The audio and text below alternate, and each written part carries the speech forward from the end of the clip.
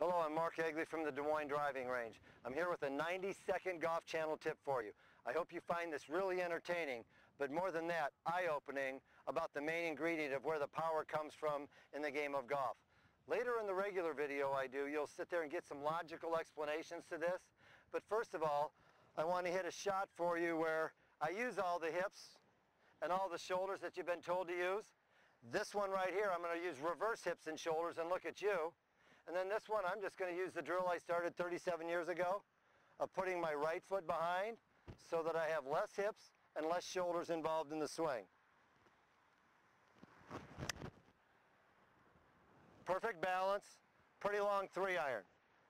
Now, we're going to go over here and hit the 9-iron about 145 yards over the bag, over the cars, and green. It's just the idea. I'm here. And as you can see, the ball is get out of your way. As I turn back to you, it's a shot a little bit over the green, but very straight with a solid draw. Now the third shot is to show the hazards of too much shoulders and turn. So we're back, turn the hips and shoulders. And from that, you can see a wicked slice that's coming back almost negative yardage. So I'm here to tell you there's an easier and better way to do this, and stay tuned and we'll help you. My name is Mark Egly from Des Moines, Iowa. I'm a senior professional golfer. I have an education degree from major Big Ten university. And there I took a lot of medical classes, all the kinesiology and all the anatomy. And I'm I was very athletically inclined as a young person. I played all the sports. And I have an extreme love for the game of golf and teaching the game of golf. And in the next few minutes, you're going to sit there and see the other sports that I think our young people should be playing, and those of us that are a little bit older that maybe we've forgotten some of these sports. And most of these sports you're going to see me doing, I haven't played or done in 20 years. But for the purpose of this Golf Channel video, I was the one who had to do them. And I hope you can see that as I extend through hitting a baseball, as you see as I hit a slap shot in hockey, that you're not going to see all the hips and shoulder motion. And later on, after you look at those sports, I'm going to explain a little bit about the science, how you can hit the golf ball farther and straighter, not utilizing these hips and shoulders like people have said for years. So enjoy these other sports videos for a moment, and in about a minute we'll be back with you with a little bit more education. Thank you.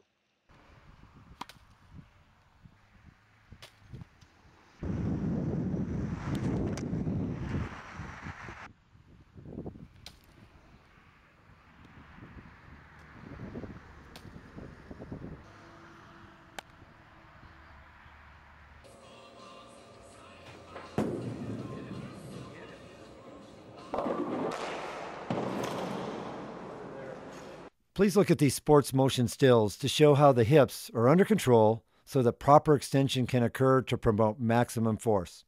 I hope you can see from those other sports videos that, first of all, I'm a sports fan. And no one made me pick which sport to play a long time ago. I was able to have parents and coaches that allowed me to play any sport I wanted. Things have changed a little bit today. But on my philosophy, I saw a question about who was the ESPN National Football High School Player of the Year in 2000. I was shocked to see that it was the Minnesota Twins catcher, Joe Mauer. And can you imagine a coach telling Joe, you know, you can't play baseball because it screws up your football game or it screws up your golf game. If you see the commonality of all these sports, I want to be able to teach everyone in the audience that if you've ever had a sport that you played well, like tennis, whether even if it was swimming, you see the motions in your arm. There's a commonality into them. It's called natural ability and natural motion. So first of all, before I go any farther, I want to say I'm the biggest fan of your son or daughter playing softball, baseball, basketball, tennis, swimming. You name the sport, if it's a healthy environment for your child, go get it. But the one thing you're going to get here today now is a way to enhance the ability to play any of those sports, because I'm going to play on some of the things they've learned in school. Now first of all, I'm known for years and years and years of being the guy that kept it simple but getting results. It's because I always saw which arm was working too much. I saw where the imbalances were at. I saw when the timing got off. I was always known as roll 'em and fold 'em. Nobody really knew that I was basing on some of the other athletic things I'd seen in life and what I'd learned in school. But this roll 'em and fold 'em is based a lot on all the principles that Isaac Newton has. And real easy, for every action there's an equal and opposite reaction. Have you ever thought of another one of his laws is an object in motion tends to stay in motion till acted upon by an outside force? Well, I'm going to tell you golfers today that if you can keep these forearms staying in equal motion down below here, you're going to hit straighter, longer shots. You want to know why you slice it? Part of that same law of motion. I said an outside force. Look what happens when you let your left hip and your left shoulder and your left hand become the object in motion. That thing goes to rest. So why don't we get back here where we can relax and make it easy, look easy like all the pros do? And as you do this, you're going to see you hit the shots farther because of the utilization of a thing in science called angular momentum. If I took the club and pushed it straight at you, that's linear momentum. And linear momentum, it's not as good as angular momentum. So I'm trying to give you the simple ways of doing this, but if you want to forget all that now and go back to roll them and fold them, that's just fine. But if you look at all those other sports videos, you'll see the hips were very proportional, mostly looking right at the target in most of the sports. You don't see odd angles, and I'm the biggest proponent of getting this going so it saves your knees that have been replaced. If you have those hip injuries, those lower back injuries that stem from these kind of things, the elbow troubles. I don't want to have you have to take all kinds of aspirin products that are available to kill the pain.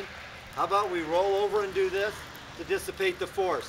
And the best examples you see in that, I'm not going to try to look foolish, but if you ever see the Olympic athletes, when they do their routines, they land, they always bend their knees and they come up. They're absorbing the shock to avoid injuries. And in the game of golf, the rolling and folding does that. And you saw the 1 foot shot I hit, and that was showing you how to keep your balance. And now I'm going to show you just a little bit about how to get these arms working together. And so this is the anatomical position. I can stand here, and I've already shown how simple it is to hit a ball straight and long with one arm. That's why some people think I'm all right arm.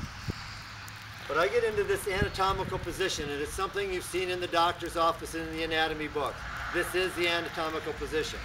I teach people to chip this way, and I have a number of drills that I use that have the anatomical name in it.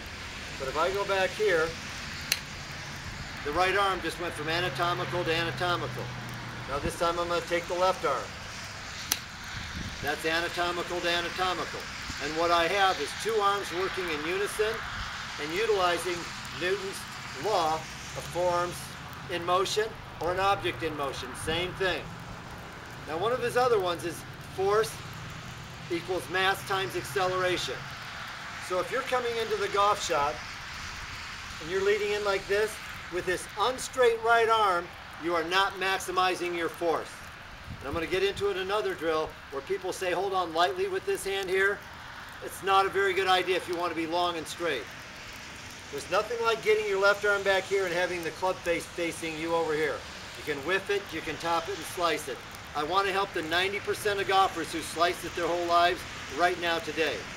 So in turn, we want to get that right arm straight before we get into this folding up stage. And that will allow you to have the mass of two arms, not just one. Now, to address my point, so you've heard so much about holding it lightly because people have seen pictures of great tour players like Fred Couples and Vijay Singh come to mind first. After impact, you see their hands coming off the club. And what that is in reality is another law of science, which is energy cannot be created or destroyed, it can only be transferred. And I'm telling you, a majority of the power in the game of golf from the body to the club to the ball is through this point right here. So when you see, next time you see Vijay Singh, his hand coming off, realize it was a massive amount of force that his whole body was transferring through this one spot. I hope I've been able to enlighten you quite a bit over this last 10 minutes here with you on the Golf Channel. I thank you very, very much.